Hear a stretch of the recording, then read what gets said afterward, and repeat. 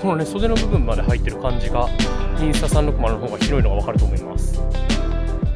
どうもケイスケです。気になるカメラ比較していきたいと思います。今回比較するのはこちらの2つ、インスタ360から先日出たばかりのインスタ360 Go ウルトラと、こちらも新しく出たばかり DJI Osmo Nano、 この2機種気になるっしょということで比較していきたいと思います。もちろん無案件です。本当に僕の中で忖度なしに比較させていただきたいと思います。どちらのメーカーさん DJI さんもインスタ360さんもどちらもね、お仕事させていただいてるんですけども、今回の動画に関してはもう完全に忖度なしという形でやらせていただくんですが、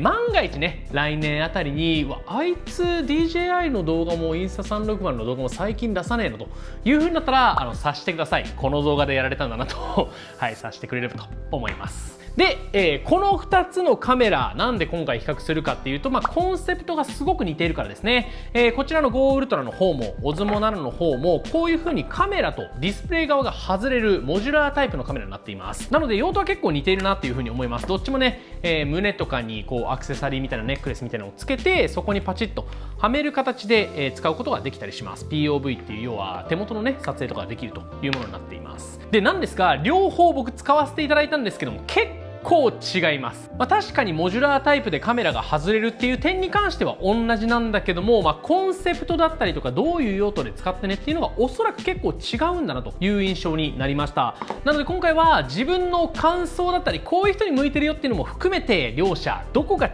のか比較していきたいと思います。早速いってみましょう。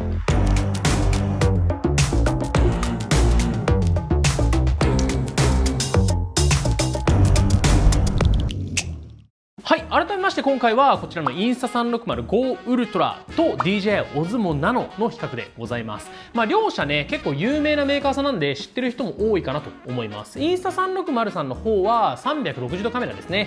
最初はインスタ 360X シリーズ、最新だと X5 っていうカメラがあるんですけども、それで360度カメラが出ていて、でそこからインスタ360 Go シリーズっていうこういうモジュラータイプのカメラとか、あとは他にも ACE Pro っていうアクションカメラタイプのものがあります。対して DJI さんに関してはドローンだったりジンバルだったりとかもありながら、Osmo Pocket、Osmo アクションだったりとかで、最近は360度カメラと今回のモジュラータイプのカメラっていう感じで新しい製品をどんどん拡大して出していたりします。正直今年 DJI はかなりインスタ360を狙い撃ちしてるなっていう印象がありますね。で両者のカメラそれぞれの特徴でいうと、どっちもすごくいいカメラなんですけども、元の色が良かったりとかこうしっかりくっきりとしてる色の印象はやっぱインスタ360の方が強いなという感じです。逆に言うともっと編集したいみたいな話の時は DJI の方が D-Log-M っていうねちょっと薄めの色で撮影できたりもするのでかなり便利だという感じです。あと DJI は DJI エコシステムって言っていろんなアクセサリーが互換性あるんですよね。この辺のマグネットマウントだったりとか、あとはマイクとかも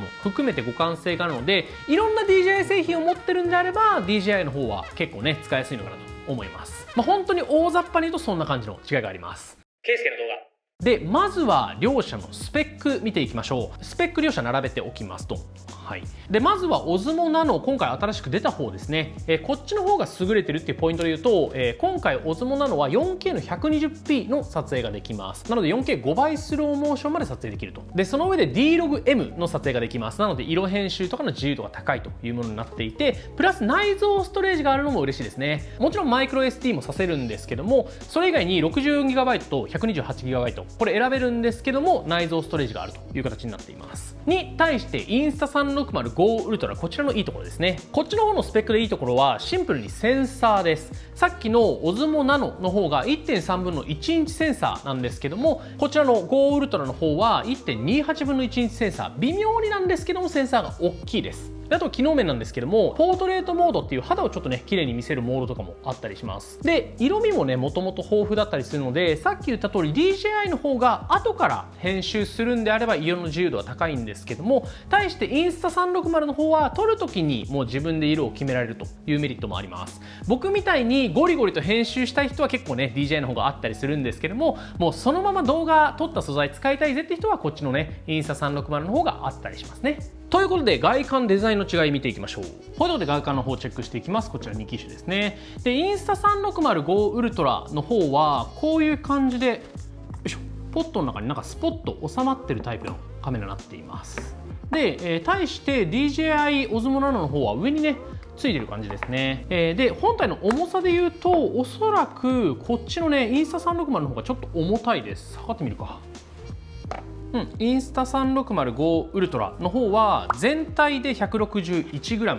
になっていて、Osmo Nanoの方は 123g。 この本体だけで持つと結構ね重さの違いが分かります。ただですね、このカメラ本体ですね、こっちの方はあんまり重さが変わらずで、Osmo Nanoの方は 52. 今調べると 4g、はい、と、こっちが 53.1g、まあ 0.5g くらいしかね差がないという形になります。でなのでデザイン的には結構違って、インスタ360の方はこうやってディスプレイがフリップして、まあこのままはめたままでアクションカメラ的に使えますよっていうものになっていて、対して Osmo Nanoの方は、これでももちろん使えるんですけども、自撮りするときはこの状態で、自撮りしないとき、要は外を撮りたいときはこういう状態で撮影すると。分かります？画面と逆側にカメラを向けると外が撮れて、逆につけるとこう自撮りができるというものになっています。ではデザインちょっと細かく見ていくと、まずはね DJI Osmo Nano の方ですね、こちらのデザインですね、ほぼカメラとこうディスプレイ側が一緒ぐらいの大きさになっています。でボタンはどちらも1つだけですね、こっちのカメラ側にも電源ボタン兼、レックボタンっていうのがあって、ディスプレイ側にも電源ボタン兼レックボタンっていうのがあります。で本体側ここねパチッと開くと、ここに USB-C の充電のねポートがあったりとか、あとはマイクロ SD のポートがあります。もうシンプルでこれだけですね。他は何も装飾がないような形になっています。で逆にインスタ 360Go ウルトラの方は、さっき言った通りこうやってねディスプレイがフリップする感じになっていて、カメラ本体はこうやって撮れます。でカメラの方一見ボタンなさそうなんですけども、ここにねちょっとだけへこみがあるんですよ。ここにへこみがあって、これを押すとレックが開始されます。であとはマイクロ SD のねポートがこっちのカメラ側にあります。さっきね Osmo Nano の方は本体側、ディスプレイ側にあったんですけども、インスタ360の方はカメラ本体側にあります。でボタンはですねレックボタン以外にも電源ボタンと Q ボタンがあったりします。なので操作性、アクションカメラとしての操作性でいうと、インスタ360の方がもしかしたら操作しやすいのかなっていうような印象です。でね1個気になったんですけども、インスタ360の方ここですね、ここの USB-C がむき出しになってます。なのでアクションポットも含めて使っていくとちょっと防水が足んないんじゃないかなと思ってるんですけども、調べたところ IPX4 の防水ってことなので、どっちも同じですね。こっちもディスプレイ側はね IPX4 の防水なので、ほぼ防水性能は同じという感じになります。このカメラ本体だけだと 10m 防水で、こっちもでディスプレイの方もつけると IPX4 になります。なので水没はちょっと厳しいけど防滴ぐらいだったら耐えられるよって感じですね。はい、ということで起動の検証をしてみましょう。電源ボタンどちらもね直してみます。せーの、よいしょ。インスタ360の方が起動は全然早いですね。ちょっとねもしかしたらファームウェアのアップデートが追いついてない可能性もあるんですけども、今のところ現状はね最新のものを使っています。改めて今日試してみたんですけども、やはりファームウェアアップデートで改善されたみたいで、今回検証してみたところ Osmo Nanoの方が起動が早かったです。ファームウェアで結構変わりますね。でデザインの面でちょっとね自分が感じた率直な感想を言っていくと、まずですねこう DJI Osmo Nano とインスタ360のね、このカメラ本体ですね、シュッとしてるのは正直インスタ360の方だなと思います。分厚いんですよ。この DJI の方はめちゃくちゃ分厚くて、なんか少しもっさりしてるなーっていうような感じの印象を受けました。なんかインスタ360の方が若干シュッとしてる、こんなコンパクトな感じなんで、重さほとんど変わんないんだけども、やっぱね目立たないっていう意味でもこっちの方がちょっと使いやすそうだなっていうような感じがします。ただ DJI の方がいいなって思うポイントもあって、それはクイックリリースのところですね。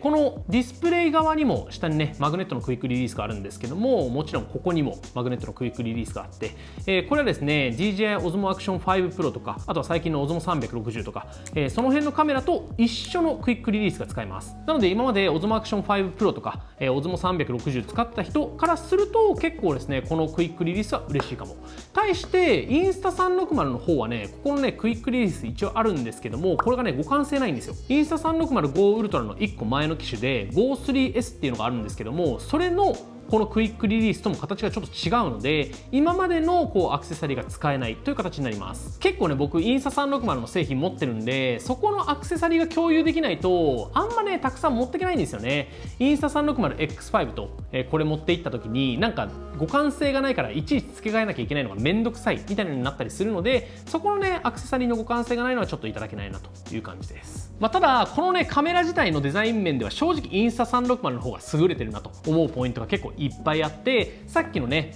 デザインが可愛いシュッとしてるっていう部分ももちろんあるんですけども、ここねカメラ本体に環境光センサーっていうのがついてます。この環境光センサーは何かっていうと、ホワイトバランスを適正に取るためのセンサーなんですよね。なのでどんなシーンでも自然な色味に仕上がるというのがインスタ360すごくいいところです。に加えてこういうねモジュールタイプのカメラって首からかけるネックマウントみたいなのにパチッとねこうやってつけて首から下げると思うんですけども、その時に外れないようにこの落下防止のストラップみたいなのがあったりします。これがつけられるんですよね。に対してオズモナノの方はこのストラップつける部分がどっちにもないんですよ。どっちにもついてない。なので若干マグネットでつけると不安が残るなっていう感じがします。こちらに関しては専用のケースをつけると、ここの部分にねストラップを通す穴があるので、これでストラップをつけることはできました。本体にはストラップを通す穴はついてなさそうですね。そんな感じで両者持ってみると、正直インスタ360の方が結構重たい、ずっしりくるんですよ。なんですけどもしっかりやっぱ考えられてる、ちょっと昔からこの GO シリーズっていうのがある分、ちゃんとユーザーの声を取り入れて作られてるなという感じがしました。ケイスケの動画はい、ということでおおむね外観の違い、スペックの違い分かっていただけましたでしょうか。そしてここからですね、肝心の画質ですね。画質の方、ノーマル画質とあとは夜の撮影ですね、この辺も含めてしっかりと比較していきたいと思います。はい、ということで今ノーマルカラーで撮影しております。DJI Osmo Nano とインスタ360 Go Ultra ですね。若干インスタ360の方が広いかね、なんかそんな感じがしますか。どうでしょうか。そうですね、インスタ360の方が広いな。結構このね手の部分とか見たら分かるんですけども、腕のこのね袖の部分まで入ってる感じがインスタ360の方が広いのが分かると思います。でインスタ360の方が広いということはPOV、ここの胸につけて撮影するっていう時にも広く撮影ができてるので、なんか特にカメラの手元撮りたいっていう時とかは気にしなくてもちゃんとね画角に入ってくれてるのは結構嬉しいかなと思います。色味に関しては結構好みありそうだな。この画面で見る感じは DJI の方が少し色温度高めというか温かみがあるような感じに見えます。はい、ちょっと画質比較をするときに自撮りカラーで撮影をしてしまったので、標準カラーで撮影した素材を比較してみます。で標準のカラーで比較してみると、やっぱりインスタ360の方が少しコントラストが高く彩度も高いような印象があります。あとは HDR の撮影になっているので空の青が綺麗に出るっていうのもいいところですね。で少し顔の部分を拡大してみました。拡大するとインスタ360の方がちょっと後処理でシャープネスを足しているような印象があります。例えると iPhone に近いような画質ですかね。DJI の方がもう少しナチュラルではあります。ただそのまま使うっていうよりもやっぱり後から編集を加える方がいい色に仕上がりそうだなっていう感じの印象でした。このねインスタ360の方を触っててちょっとね今思ったんですけども、インスタ360の方はですね、自撮り、このね画面がねフリップしてくれるんで、この画面フリップした状態で自撮りして外撮りたいなと思ったら、こういう風にね画面を折りたためば外が撮れるんですよね。これ結構便利じゃないですか普通に。なんですけどこのオズモナノの場合はですね、自撮りと外撮るっていう風になった時に、このドッキングしてる状態だと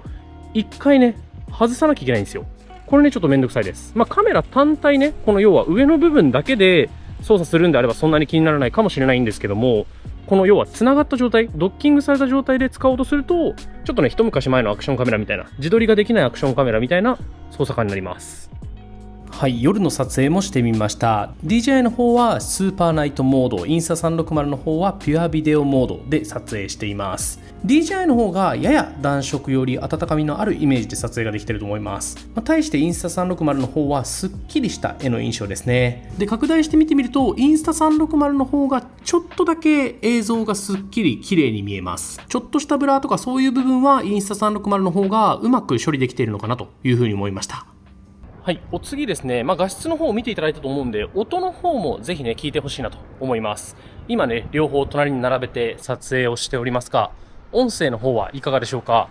結構ね、僕のそのイメージ、いつものイメージだと、インスタ360って結構音いいんですよね。例えば、インスタ360のね、X5 とか、そういうのもそうなんですけども、カメラのところにウィンドスクリーンがちゃんと内蔵されていて、風の音を切ってくれたりとか、そういう機能もあったりします。と言いつつ、別に DJI の方もそんなに悪いとは思ってないです。普段からね、なんかしっかりした、ちょっと硬めの音質ではあるんですけども、しっかり聞きやすい音質なイメージはあります。で、一応ね、どっちのカメラも外部マイクが、Bluetooth でね、接続できるっていう形ではあると思うんですけども、DJI の方が DJI Mic 3とか、新しいこの DJI のマイクっていうのがあるので、接続性は少し DJI の方が上かなという感じです。外部マイク使うときは。インスタ360からも専用のね、外部マイク、ワイヤレスマイクっていうのは出てるんですけども、まあ、DJI の方がやっぱ普及はしてるかなっていう感じですかね。いかがでしょうか。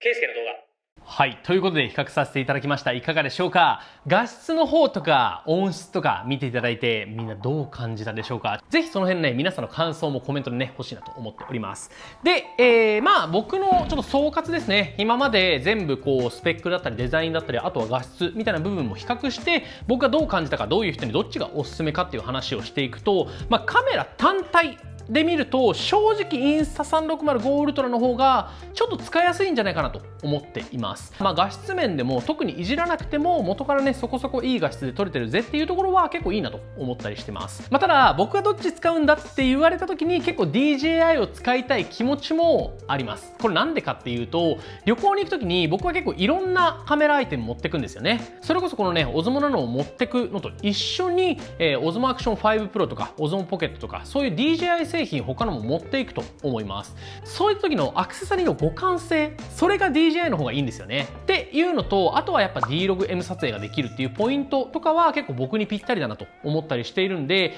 僕の場合はね後からゴリゴリ編集したかったりとかそういう面があるので結構 DJI の方がぴったりなのかもしれないなと思ってはいるんですけども、正直じゃあ他の DJI 製品を持ってなかったらどっち進めますかって言われたら結構インスタ360進めちゃうかも。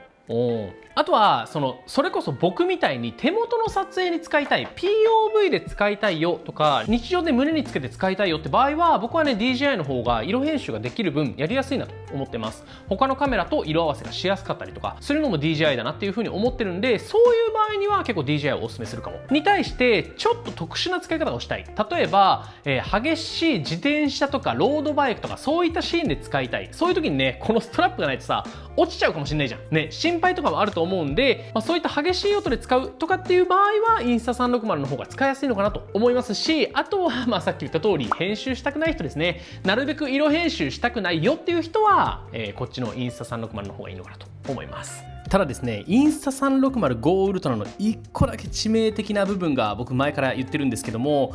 クリップの冒頭音が微妙に入ってないんですよね。これ編集の時結構しんどいです。最新のアップデートでもやっぱり冒頭の部分ちょっとだけ音が入ってなかったです。いつか改善されるのでしょうか。そんな感じで結構悩ましいですね。おすすめするとしたらインスタ360かもとか言いながら自分で使うのなんだかんだ DJI だったりしてみたいなね感じのが結構葛藤があるカメラ比較だったなと思いました。でも正直なところで言うともっと画質求めるんならね Osmo Action 5 Pro とか使いたくなっちゃうと思うんだよな。楽さを求めるのかそれとも画質を求めるのか、結構ね分水嶺っていうんですか、ちょうどいい境目の部分にあるカメラだなと思いますので、ぜひ皆さんも悩んでうわこっちがいいなと思った要素があるカメラの方を買ってみていただけると嬉しいなと思います。今回のアイテムについては概要欄にリンクを貼っておりますので、ぜひ気になった方を買ってみてください。